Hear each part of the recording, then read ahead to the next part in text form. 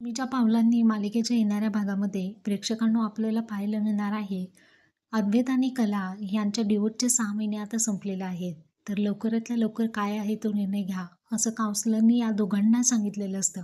तेव्हा अद्वैतला वाईट वाटतं की आता डिवोर्स होणार. अद्वैत तो डिवोर्स पेपर फाडून टाकतो. तसंच कलाच्याही हाती देतो आणि म्हणतो आयुष्यभर मला तुझ्या हातची ब्लॅक कॉफी प्यायची आहे.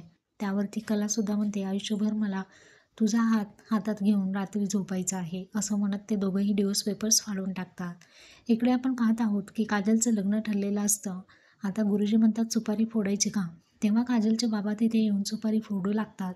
इतक्यात आपल्याला असं पाहायला मिळालं की अद्वैत आणि कला तिथे येतात आणि कला आल्याबरोबर कला थांबा असं म्हणते. काजलच्या इच्छेविरुद्ध हे लग्न होऊ शकत नाही आणि काजलच्या आयुष्याचा निर्णय काय घ्यायचा आणि कोणता निर्णय नाही घ्यायचा हे आता सर्वस्वी माझ्यावरती अवलंबून आहे. तू तिच्याबाबत निर्णय घेऊ नको असं आईला ती सुना